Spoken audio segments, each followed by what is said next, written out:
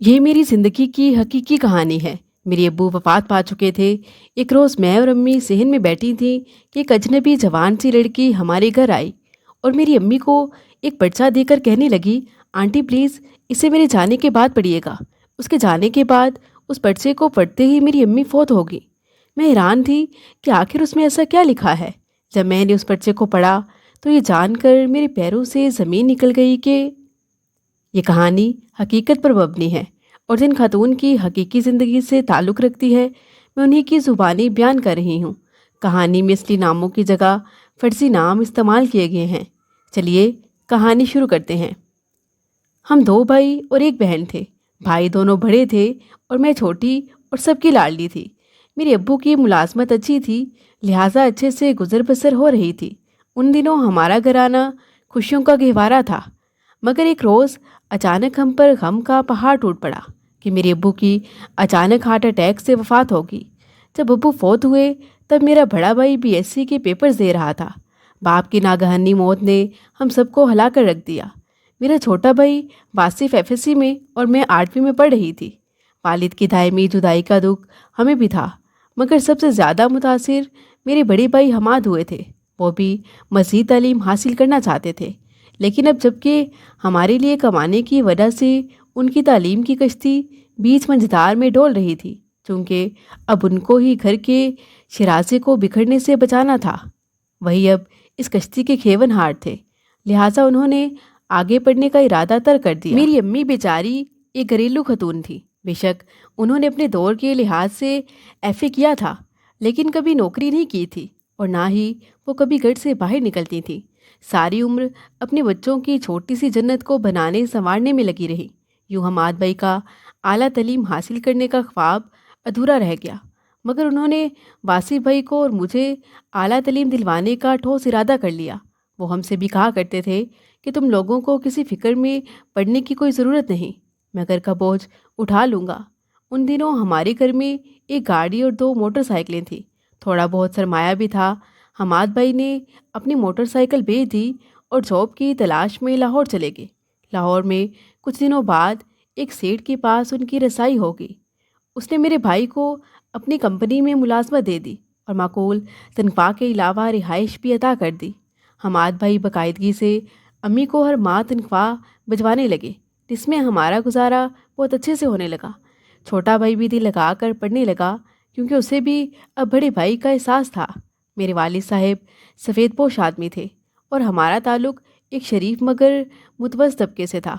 अब्बू को 2 मकान और एक प्लाट दादा की विरासत में मिले थे। एक मकान में हम रहते थे और दूसरा किराए पर उठा दिया था। फिर भी हमाद भाई लाहौर में काफ़ी तकलीफ़ बर्दाश्त करते रहे थे। जाहिर है घर से दूरी के अपने मसाइल होते हैं। उनको शुरू से घर के खाने की आदत थी और वहाँ उनको घर का खाना दस्तयाब ना था। वो 3 वक्त होटल का खाना खाते थे, जिससे उनकी सेहत भी मुतासिर होने लगी। रंग पीला पड़ गया और वो काफ़ी कमज़ोर हो गए। मेरा ये भाई कमाल का साबिर और हमसे बेहद मोहब्बत करने वाला था, तभी वो खुद पर बहुत कम खर्च करता और उसकी हरदम यही कोशिश होती कि ज़्यादा से ज़्यादा हमें सुख पहुंचा सके। मेरे बड़े भाई ने हमारे लिए बहुत कुर्बानियाँ दी, लेकिन अफसोस के मुझ नादान ने उस हीरे जैसे भाई की बिल्कुल कदर ना की। 2 साल लाहौर में भाई ने बहुत मुशक्क़त और तकलीफ़ में बसर किए, जबकि हम घर की ठंडी छत तले आराम और सुकून की नींद सोया करते। जब मैंने मैट्रिक पास कर लिया तो भाई बहुत खुश हुआ और खुद यहाँ आकर उन्होंने मुझे कॉलेज में दाखिल करवा दिया। और वासिफ भाई भी चूँकि एफएससी कर चुके थे, उनको उन्होंने अपने पास लाहौर बुलवा लिया ताकि वो वहाँ इंजीनियरिंग कॉलेज में दाखिला ले सके। यूँ अब घर में मैं और अम्मी ही रह गए थे। कॉलेज की ज़िंदगी मुझे बहुत अच्छी लगी। मैं रोज़ घर से करीबी स्टॉप जाती और वहाँ से बस लेकर कॉलेज आती। मेरा कॉलेज का 1 साल बहुत सुकून से गुजरा, मगर दूसरे साल मेरा कुछ दिमाग ख़राब होना शुरू हो गया कि अब अक्सर ये होने लगा कि जब मैं कॉलेज के गेट से निकलती तो एक बाइक मेरा ताक़ुब करने लगती। बाइक पर एक निहायत खूबरू सा नौजवान होता और उसके पीछे हमारे ही कॉलेज का यूनिफॉर्म पहने एक लड़की भी मौजूद होती। जब वो लड़की उसके साथ होती तो वो नौजवान सिर्फ बस तक ही मेरा ताक़ुब करता, मगर कभी कभार तो वो घर तक भी मेरे पीछे आता कि जब उसके साथ वो लड़की मौजूद ना होती। यकीनन उस रोज़ वो छुट्टी पे होती होगी। शुरू शुरू के दिनों में तो मैंने कोई ख़ास नोटिस न लिया, मगर जब एक बार वो घर तक मेरे पीछे आया तो मैं कुछ घबराई। एक आध बार वो लड़की भी मुझे कॉलेज में नज़र आई तो वो मुझे बहुत तवज्जो से देखती और यूँ लगता जैसे वो मुझसे कुछ कहना चाहती हो। फिर काफ़ी रोज़ तक वो नौजवान मुझे नज़र ना आया तो जैसे मेरा दिल बेचैन सा हो गया। कॉलेज न घर में कहीं भी दिल ना लगता। एक रोज़ आखिर वो मुझे अकेला ही गेट के बाहर खड़ा नजर आ गया। उस रोज़ भी वो एक साए की तरह घर तक मेरा ताक़ुब करता रहा। भल आखिर मैं भी इंसान थी। अब मेरा भी दिल जैसे उसकी तरफ माइल होने लगा। अब जब मैं कॉलेज से बाहर निकलती तो मेरी नज़रें उस बाइक वाले को तलाश कर रही होती। जब वो मुझे नज़र आ जाता तो उसकी निगाहें पहले से ही मुझ पर मरकूज़ होती। एक रोज़ जब मैं ग्राउंड में बैठी अपनी दोस्त के साथ नोट्स बना रही थी, वही लड़की मेरे पास आई और कहने लगी, क्या आप 2 मिनट को इधर आकर मेरी बात सुनेंगी? इतना तो मुझे भी अंदाज़ा हो चुका था कि वो ज़रूर उस लड़के की बहन थी। लिहाजा मैं उसकी बात सुनने को उसके पीछे चल दी। उसने मुझसे कहा कि मेरा भाई तुम पर दिल हार बैठा है और उसने ही मुझसे कहा है कि मैं उसके दिल का हाल तुम तक पहुंचा दूं। उसकी बातें सुनकर मुझे बजाय हैरत या परेशानी के एक यकगोना से खुशी महसूस हुई। उसने मुझे अपना नाम माहिरा बताया। अब अक्सर ये होने लगा कि कॉलेज में जब भी माहिरा मुझे नज़र आती हम एक दूसरे के साथ बातें करने लगते। एक रोज़ बातों बातों में उसने मुझे बताया कि वो हमारे ही मोहल्ले की रहने वाली है। ये सुनकर मैं कुछ हैरान हुई। मैंने उससे पहले ना तो कभी उस नौजवान को और ना ही माहिरा को अपने मोहल्ले में देखा था, मगर वो वाकई हमारे ही मोहल्ले के रहने वाले थे और यूँ मेरी उससे काफ़ी दोस्ती होगी। अब तो कॉलेज में जब भी मेरा फ्री लेक्चर होता मैं और माहिरा इकट्ठी हो जाती। हमारी गुफ्तगू का ज़्यादातर मौजू उसका भाई रिहान ही होता था। अब मैं कॉलेज के गेट से भी उसके साथ ही निकलती। रिहान ने अपनी बहन के ज़रिए मुझसे ख़त कताबत का सिलसिला शुरू कर दिया था। जब पहली बार माहिरा ने उसका ख़त मुझे ला कर दिया तो बजाय खफा होने के मैं दिल से मुस्कुराने लगी। बड़ी बेताबी से सारा रास्ता तय किया और घर ले जाकर उस ख़त को पढ़ा। फिर रात तक अम्मी के साथ काम में मदद करवाते भी सारा वक्त सोचती रही कि जवाब में क्या लिखूं। रात को अम्मी की नज़रों में पढ़ाई के बहाने उसको जवाब लिखने बैठ गई और फिर ख़त को बैग में रख लिया। सुबह कॉलेज आते ही बेताबी से माहिरा के पास गई और वो ख़त उसे दे दिया। इस तरह मेरी रिहान के साथ ख़त कताबत माहिरा के ज़रिए होने लगी। जल्द ही मोहल्ले की एक दो लड़कियों से मुझे रिहान के घर वालों के बारे में मालूमात मिलना शुरू हो गई। बताती चलूँ कि मेरे वालिद एक इज़्ज़तदार ख़ानदान से थे। तमाम मोहल्लेदार हमारे ख़ानदान का एहतराम करते थे, जबकि रिहान का ताल्लुक़ एक झगड़ालू किस्म के ख़ानदान से था। मुझे ये भी मालूम हुआ कि उसके 2 चचाज़ाद भाई इक़दाम कत्ल के इल्ज़ाम में जेल में थे। उसके करीबी रिश्तेदार का बेटा भी हीरोइन फ़रोख्त करने के इल्ज़ाम में जेल में था। बेशक रिहान में ऐसी कोई खराबी न थी, लेकिन मोहल्ले वाले उन लोगों को भी अच्छा नहीं समझते थे कि वो जो कहते हैं कि एक मछली सारे जल को गंदा कर देती है। ऐसे में बुरे लोग सारे ख़ानदान की इज़्ज़त का जनाजा निकाल देते हैं। हमें कॉलेज से छुट्टियां हो गईं। अब माहिरा हमारे घर भी आने लगी। मैं अम्मी से यही कहती कि ये मेरी दोस्त है और मेरे साथ कॉलेज में पढ़ती है। मेरी अम्मी को भी चूँकि मोहल्ले वालों के ज़रिए माहिरा के ख़ानदान के बारे मालूम था, लिहाजा वो उसका हमारे घर आना जाना पसंद नहीं करती थी। मैं अम्मी से यही कहती कि उसके घर वाले बहुत अच्छे हैं। अब उसके ख़ानदान वाले कैसे हैं इसमें माहिरा का भला क्या कसूर। मगर अम्मी का कहना था कि माहिरा के घर वाले बेशक बुरी सरगर्मियों में मुलविस ना हों, लेकिन है तो वो भी उन्हीं लोगों के ख़ानदान के कि जिन्हें पूरा मोहल्ला फसादी कहकर उनसे नफ़रत करता है। लिहाजा वो मुझे माहिरा से दोस्ती रखने से मना करती थी और उसका घर में आना जाना नापसंद करती थी, मगर मैं उनकी नहीं सुनती थी। मैं बावजूद अम्मी के मना करने के रोज़ाना माहिरा को घर बुला लेती। यूँ वो मेरे और रिहान के दरमियान पैगाम रिसानी का काम करती रही। कभी कभार कॉलेज से जब हम इकट्ठे वापस घर आती वो इसरार करके मुझे अपने घर ले जाती और यूँ मेरी रिहान से मुलाकात करवा देती। मेरी माँ जो मुझ पर एतमाद करती थी, उस सीधी सादी माँ को मैंने अपनी करतूतों की हवा तक न लगने दी, बल्कि उस अजीम हस्ती को धोखा देने पर कमर कस ली। ऐसी सरकशी का जो नतीजा निकलता है वो निकला। कई मोहल्ले वालों ने मुझे माहिरा के साथ उसके घर जाते देखा तो दांतों में उंगली दाब कर रह गए کہ کہاں میں ایک اچھے خاندان سے اور کہاں میں سب کی نظروں میں ناپسندیدہ لوگوں کے گھر جا رہی ہوں۔ پھر میرے اور ریحان کے بارے میں بھی باتیں پھیلنے لگیں، مگر میں تو محبت میں اندھی ہو چکی تھی۔ یہ سب دیکھ کر بھی میں نے ریحان سے ملاقاتوں میں کمی نہیں لائی۔ میری امی تو گھر سے باہر نہیں نکلتی تھی، مگر میں اب سارے محلے میں بدنام ہوگی۔ وہ محلے دار جو میرے مرحوم والد سے عزت سے ملا کرتے تھے، کافی افسوس ملنے لگے کہ یہ کیا ہو رہا ہے، اس شریف آدمی کی بیٹی کیا گل کھلا رہی ہے۔ بیچاری بیوہ ماں تو گھر سے قدم بھی باہر نہیں رکھتی، اسے تو کچھ علم نہیں ہے کہ لڑکی کس راہ پر جا رہی ہے۔ بل آخر محلے کے کچھ شرفا نے آپس میں اصلاح و مشورہ کیا کہ اس سے پہلے پانی سر کے اوپر سے گزر جائے، اس بیوہ عورت کو خبر کر دینا چاہیے تاکہ وہ بیٹی کے قدموں کو روک سکے۔ ایسا نہ ہو بعد میں بیچاری ہاتھ ملتی رہ جائے۔ ظاہر ہے میرے دونوں بھائی باہر تھے، ہم دونوں ماں بیٹی اکیلی رہ رہی تھی، سر پر کسی وارث کا ہاتھ نہیں تھا۔ لیکن میں اور میری ماں اپنے ذاتی گھر میں رہنے پر مجبور تھے کہ ہم یہاں پر برسوں کے رہنے والے تھے۔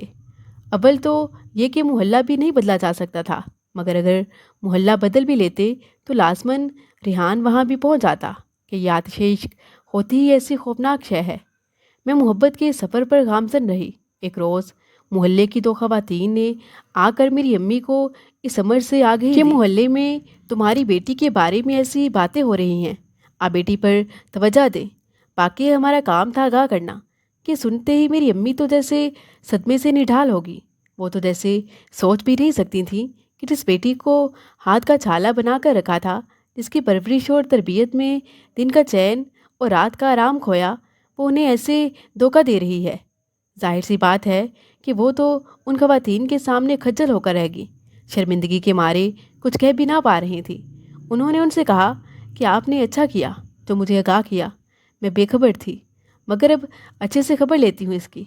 ایک عورت جن کو ہم خالہ صفیہ کہا کرتے تھے، وہ امی سے کہنے لگی، دیکھو رضیہ باجی، مجھے اپنی بہن سمجھتی ہو نا، تمہاری بیٹی کی عزت ہماری عزت ہے، اس لیے میں آپ کو آگاہ کرنے آئی ہوں کہ ایسا نہ ہو کل کو پچھتانا پڑے، کیونکہ سارے محلے میں رمشا کے عشق کا ڈنکا پٹ رہا ہے، اور یہ ڈنکا پیٹنے والا بھی کوئی اور نہیں بلکہ خود وہ لڑکا ریحان اور اس کا اپنا خاندان ہے۔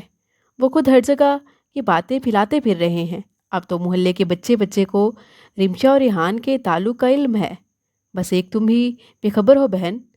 میری مانو تو اپنے بیٹوں کو یہاں بلوا لو، انہیں تمام صورتحال سے آگاہ کرو، ورنہ کل کو وہ بھی تمہیں ہی دوش دیں گے کہ ماں تم نے بیٹی پر نظر کیوں نہیں رکھی، یا پھر ہمیں وقت سے پہلے آگاہ کیوں نہیں کیا۔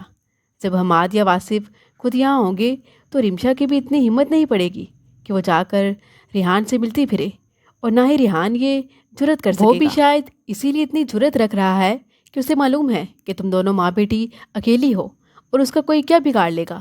دیکھو بہن، ہم جانتے ہیں کہ تمہاری بیٹی شریف ہے، مگر شاید بھائیوں اور باپ کے سر پر نہ ہونے سے وہ کچھ آزاد خیال ہو گئی ہے اور یوں راستے سے بھٹک رہی ہے۔ تم اپنے بیٹوں کو بلوا لو گی تو سب حالات سنبھل جائیں گے۔ اس دوسری عورت کے جانے کے بعد امی آنسو بہاتی ہوئی خالہ صفیہ سے کہنے لگی، صفیہ تم تو جانتی ہو واسی وہاں کالج میں پڑھ رہا ہے اور حماد کی بھی وہاں نوکری ہے، وہ دونوں یہاں بھلا کیسے آ سکتے ہیں؟ کبھی سوچا نہیں تھا کہ یہ دن بھی دیکھنا پڑے گا۔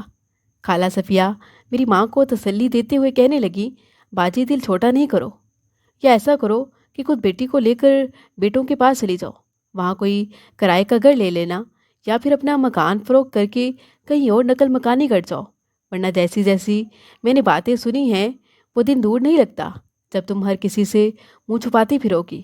میرا فرض تھا تمہیں بہن سمجھ کر آگاہ کرنا، سو میں نے کر دیا، اب آگے تمہاری مرضی ہے کہ جو تم مناسب سمجھو۔ خالہ صفیہ کے جانے کے بعد امی غصے سے میرے پاس آئیں اور مجھ سے اس بارے پوچھا۔ میں تو پہلے ہی پریشان تھی کہ امی کو کیا کہوں گی، کوئی چارہ نہ پا کر میں ان کے سامنے صاف مکر گئی۔ کچھ دیر ہمیں بحث ہوتی رہی تو امی کہنے لگی، میں تمہارے بڑے بھائی کو فون کرتی ہوں اور اسے ساری صورتحال سے آگاہ کرتی ہوں تاکہ اسے علم ہو کہ تم یہاں کیا گل کھلا رہی ہو اور باہر ہمارے بارے میں کیسی باتیں ہو رہی ہیں۔ مجھے معلوم تھا کہ امی ایسا نہیں کریں گی، کیونکہ وہ بیٹے کو ہرگز اتنا بڑا صدمہ نہیں دینا چاہیں گی کہ جو ہماری خاطر دوسرے شہر میں دھکے کھا رہا تھا۔ میں نے دھڑلے سے کہہ دیا کہ بے شک آپ میرے دونوں بھائیوں کو آگاہ کر دیں، मैं डरने वाली नहीं हूँ और ना इस इल्ज़ाम पर शर्मिंदा हूँ, क्योंकि ये लोग फजूल में बकवास कर रहे हैं। मैं बिल्कुल बेकसूर हूँ। मैं माहिरा के घर में तो 4 बार गई ज़रूर हूँ, मगर सिर्फ उससे मिलने, और वो आप भी जानती हैं कि वो मेरे कॉलेज में पढ़ती है और मेरी दोस्त है। क्या वो हमारे घर नहीं आती? और मैं भी 2-3 बार बस पढ़ाई के सिलसिले में ही उसके घर गई थी, वो भी उसके साथ इकट्ठे कॉलेज से आते हुए वो मुझे ज़बरदस्ती अपने घर ले गई। तो मैंने आपको आगाह नहीं किया कि आप मुझ पर गुस्सा करेंगी, मगर ये जो लोग उल्टी सीधी बातें मेरे साथ जोड़ रहे हैं, ये बिल्कुल झूठ है। पता नहीं इनके साथ क्या मसला है। मेरा माहिरा के भाई के साथ कोई ताल्लुक़ नहीं है। जब मैं किसी भी तरह अम्मी की पकड़ में नहीं आई तो वो सर पकड़ कर बैठ गई। उन्होंने फ़ौरन हमाद भाई को फ़ोन किया और कहा कि बेहतर होगा तो वो हमें अपने साथ लाहौर में रखो ताकि परेशानियां कम हों। मैं खुद भी बीमार रहती हूँ। मैं अब तुम लोगों के बगैर अकेली यहाँ नहीं रह सकती। न जाने क्यों अब रात भर मेरा दिल घबराता रहता है। अम्मी को इतना परेशान हाल सुनकर हमाद भाई ने जवाब दिया, ठीक है अम्मी, आप बिल्कुल परेशान नहीं हो। मैं फिलफौर मकान तलाश करके आपको रिमशा को लाहौर बुलवा लेता हूँ। हम किराए का मकान ले लेते हैं, सब साथ रहेंगे तो सबको सुकून रहेगा, मुझे भी और आपको भी। उसके बाद फ़ौरन ही हमाद भाई ने 2 दिन के अंदर ही घर तलाश कर लिया और अम्मी को फ़ोन किया कि आप लोग ज़रूरी सामान बांध लें, मैंने यहाँ घर ले लिया है और आप लोगों को जल्द लेने आ रहा हूँ। 3 रोज़ बाद हमाद भाई हमें लेने आ गए। मेरा परेशानी से बुरा हाल था। मैं यहाँ से बिल्कुल भी नहीं जाना चाहती थी कि मैं रिहान के बगैर नहीं रह सकती थी, और वहाँ जाने का मतलब था कि रिहान से राब्ता बिल्कुल ख़त्म हो जाना। लिहाजा मैंने रोना शुरू कर दिया कि मेरे सालाना इम्तिहान सर पर है। मैं भी अपना कॉलेज हरगिज़ नहीं छोड़ूंगी, मेरा तो पूरा साल ज़ाया हो जाएगा। भाई से इल्तिजा की कि प्लीज़ मुझे इम्तिहान देने दें। यूँ मुझे रोता देखकर हमाद भाई भी परेशान हो गए और कहने लगे, ठीक है अम्मी, आप लोग गुड़िया के पेपर्स तक यही रहें, मैं फिर बाद में आप लोगों को ले जाऊंगा। आप गुड़िया को इम्तिहान देने दें। कि ठीक कह रही है। हमाद भाई वापस चले गए और मैंने सुख का सांस लिया। हालांकि मेरे सालाना इम्तिहान में अभी 4-5 माह बाकी थे। क्यों हमाद भाई बेचारा इस सरसा में लाहौर में हमारी खातिर मकान का किराया बढ़ता रहा। मैंने तो बस इम्तिहान का बहाना बनाया था, वरना मुझे पढ़ाई की भला क्या परवाह थी। मुझे तो पढ़ाई में कोई दिलचस्पी ना थी, मैं तो किसी और खेल में मशगूल थी। भला आखिर मेरे इम्तिहान हो गए और मैं फ़ेल होगी।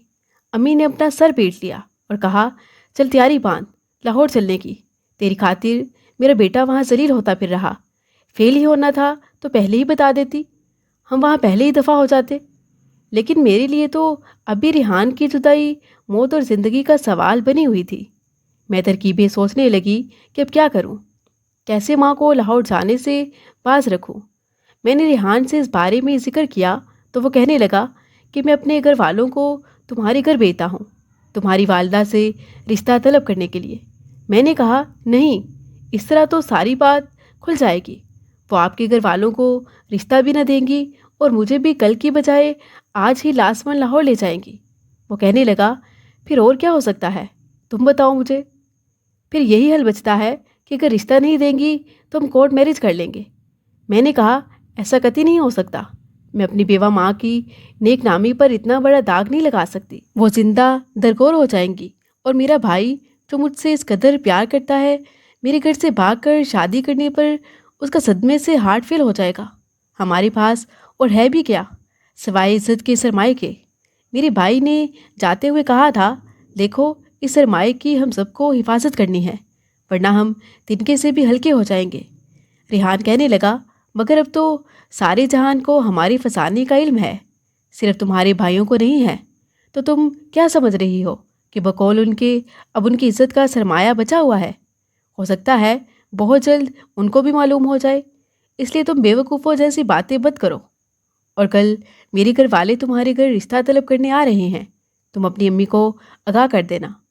उसने तो कह दिया, मगर मेरी हिम्मत ना पड़ी कि अपने मुंह से अम्मी को कुछ बता, क्योंकि मैं तो उनसे ऐसा कोरा झूठ बोल रही थी।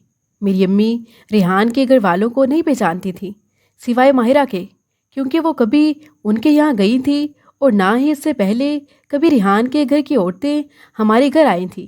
شام تک میرا دل دھڑکتا رہا، البتہ میں نے نہا دھو کر کپڑے وغیرہ پہن لیے۔ شام 4:55 پر بیل ہوئی اور امی نے ہی جا کر دروازہ کھولا۔ وہ عورتیں کہنے لگیں، ہم آپ کے محلے ہی سے آئے ہیں۔ امی نے ان کو صحن میں بٹھایا اور آنے کا مقصد دریافت کیا تو ریحان کی بڑی بہن نے کہا کہ ہم آپ کی بچی رمشا کا رشتہ لینے آئے ہیں، اپنے ریحان کے لیے۔ ریحان کا نام سن کر میری امی بجھ کر رہ گئیں۔ وہ سوچنے لگیں کہ گویا محلے کی عورتوں نے جو کہا تھا حرف بہ حرف درست کہا تھا۔ بہرحال انہوں نے صبر و تحمل سے کام لے کر ریحان کی والدہ سے کہا کہ میں آپ سے معذرت خواہ ہوں، یہ رشتہ تو ہم نہیں کر سکتے کیونکہ رمشا کے بھائی ہرگز نہیں مانیں گے۔ وہ اس کی شادی اپنے جاننے والوں میں سے ہی کسی سے کرنا چاہتے ہیں، اس لیے آپ دوبارہ اس مقصد کے لیے زحمت نہیں کریے گا۔ میں نے ان کے سامنے کولڈ ڈرنک کے گلاس رکھ دیے تھے، مگر امی کا جواب سن کر ان خواتین نے کولڈ ڈرنک بھی نہ پی اور اٹھ کر چلی گئیں۔ ان کے جانے کے بعد پہلی بار میری ماں نے میری پشت پر 2-3 تھپڑ مار کر کہا کہ تو کہتی تھی کہ ایسی کوئی بات نہیں، سارا زمانہ ہی جھوٹ کہتا ہے، اور تم سچی ہو تو اب یہ لوگ کیوں آئے ہیں یہاں؟ اب کہ مجھے امی کو سب سچ بتانا ہی پڑا۔ میں نے بتا دیا کہ امی زمانہ سچ کہتا ہے، یہ صحیح بات ہے کہ مجھے ریحان سے ہی ہر صورت شادی کرنی ہے۔ امی غصے سے کہنے لگی، جانتی ہو کہ لوگ ان کے بارے میں کیا رائے رکھتے ہیں؟ میں نے کہا، امی جو بھی رائے رکھتے ہوں، ریحان نے تو کوئی جرم نہیں کیا نا، نہ اس پہ کوئی کیس ہے اور نہ اس نے کسی سے کبھی جھگڑا، فساد یا کسی کا قتل کیا ہے۔ وہ نشہ بھی نہیں کرتا۔ اگر اس کے کچھ رشتہ دار خراب ہیں تو اس سے ہمیں کیا لینا دینا؟ امی کہنے لگی، ارے بے وقوف، رشتے کے لیے سارا خاندان دیکھا جاتا ہے، صرف گھرانہ یا لڑکا نہیں۔ تیرے بھائی کبھی نہیں مانیں گے، اس لیے تو ریحان کا خیال ذہن سے نکال دے، ورنہ ہم سب برباد ہو جائیں گے۔ حماد اور واصف کے کان میں اگر اس معاملے کی بھنک بھی پڑ گئی تو وہ یا تو خود کو شوٹ کر لیں گے یا پھر کسی اور کی جان لے لیں گے۔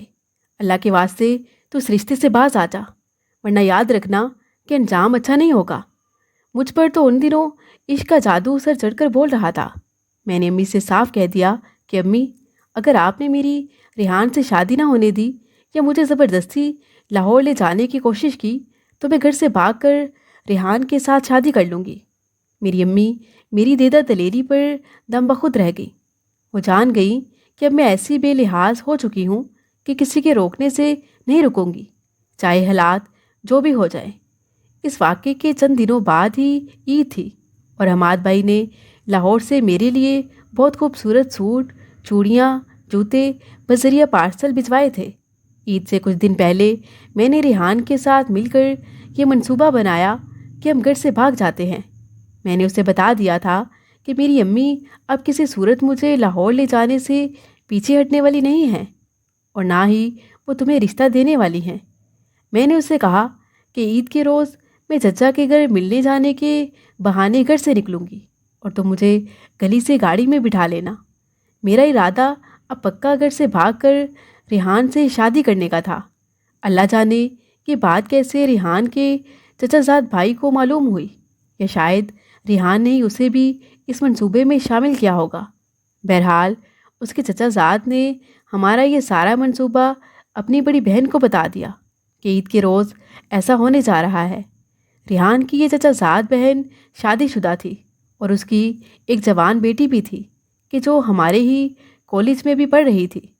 وہ لڑکی مریم ایک بار ماہرہ کے ساتھ ہمارے گھر بھی آئی تھی۔ مریم کو اس کی ماں نے نہ جانے کیا سوچ کر ایک پرچے پر یہ ساری بات لکھ کر دی، اور عید سے ایک روز پہلے جب میں اور امی صحن میں بیٹھی تھی، وہ میرے ساتھ لاہور شفٹ ہونے کے متعلق ہی باتیں کر رہی تھی، کیونکہ عید کے فوراً بعد بھائی ہمیں لینے آنے والے تھے۔